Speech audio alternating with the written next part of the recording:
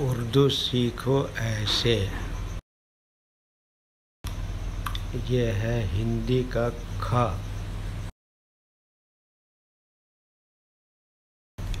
ये है उर्दू का ख। ये है काफ।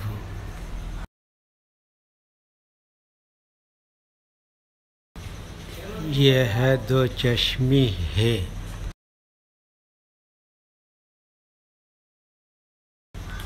ये है ज़बर।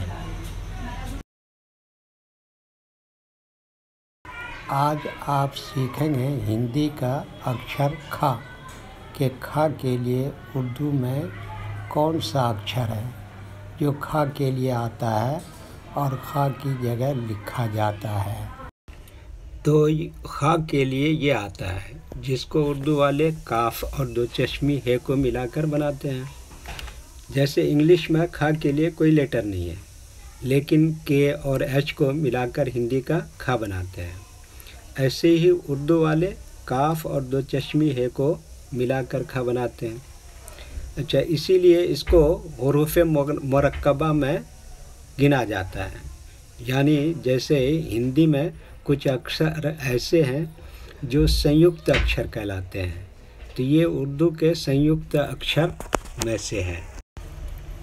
ये उर्दू का काफ है जो हिंदी के क के लिए इस्तेमाल होता है और इंग्लिश के की जगह इस्तेमाल होता है।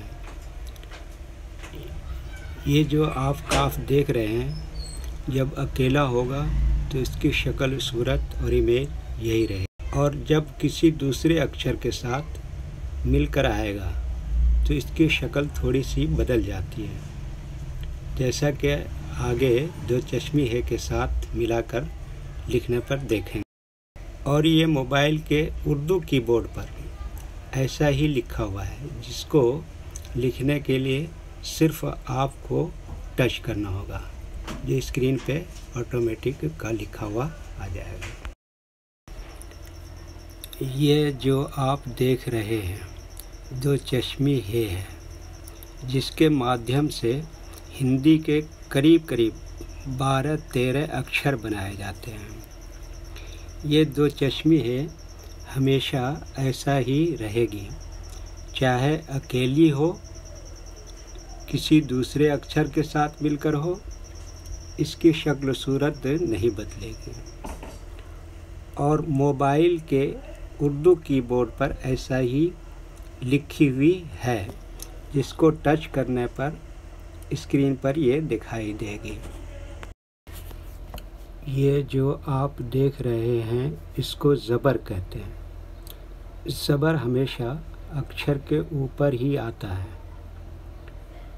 और चूँकि उर्दू के सारे हुरूफ साइलेंट होते हैं, जब तक इस पर ज़बर, ज़ेर या पेश नहीं लगेगा तब तक पढ़ा नहीं जा सकता है। जैसा कि हिंदी के अक्षरों पर भी है, जब तक मात्राएं नहीं लगती हैं पढ़े नहीं जाते हैं, ऐसे ही उर्दू का है।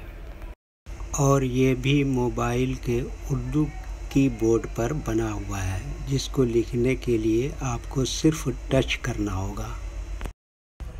तो ख लिखने के लिए मोबाइल के उर्दू कीबोर्ड पर बने पहले काफ को टच करना होगा, फिर दो चश्मी है को टच करेंगे, इसके बाद फिर ज़बर को टच करेंगे।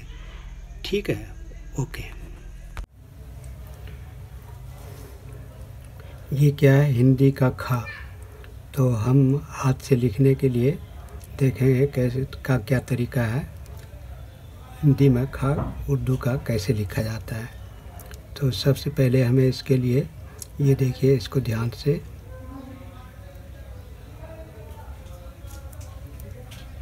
ये हर्फ उर्दू का काफ कहलाता है।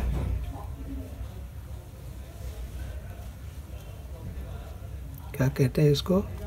उर्दू वाले काफ कहते हैं।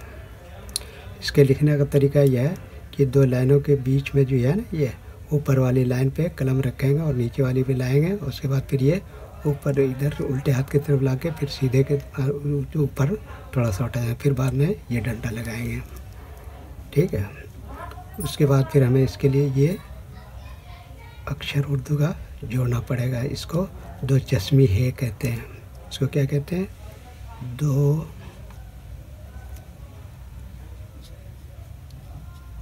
चश्मी है।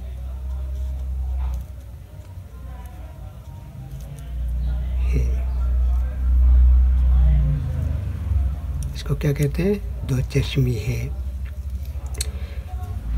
इसका लिखने का तरीका ये भी यही है कि ये आधा लाइन के ऊपर रहेगा और आधा लाइन के नीचे रहेगा। ठीक है। और उसके बाद फिर हमें ये चिन्ह लगाना पड़ेगा। इसको क्या कहते हैं? ज़बर। इसका क्या नाम है? ज़बर। ये तीनों चीज़ों को मिलाकर ख बनेगा। तो इसका तरीका बता दिया कि ये कैसे लिखा जाता है। ऊपर वाली लाइन पे रखेंगे कलम, उसके बाद या नीचे लाएंगे, उसके बाद फिर ये उल्टे हाथ की तरफ ले जाएंगे, फिर ये ऊपर से उठा देंगे थोड़ा सा और फिर ये ऊपर का डंटा लगेगा। ये दो चश्मे है भी, आधे लाइन के ऊपर आधे लाइन के नीचे रहेगा और यहाँ से शुरू करेंगे, ऐसे डबल बना देंगे। और ये इसके बारे में तो चलिए देखते हैं कि खा कैसे बनता है। तो सबसे पहले ये हमें क्या लिखना पड़ेगा? काफ। उसके बाद फिर हमें ये दो चश्मी है लिखना पड़ेगा। फिर उसके बाद हमें ये ज़बर लगाना पड़ेगा, तब हो जाएगा ये खा। क्या हो जाएगा? ये उर्दू का खा। अच्छा, आपको यहाँ ये याद रखना है कि ये काफ की शक्ल है ना, कभी ऐसी रहेगी और कभी बदल जाएगी। जैसे आप यहाँ देख रहे हैं कि इसमें काफ की शक्ल बदल गई है। ठीक है। ओके, इसको ख़ास तौर से ध्यान रखें। ठीक है। ओके।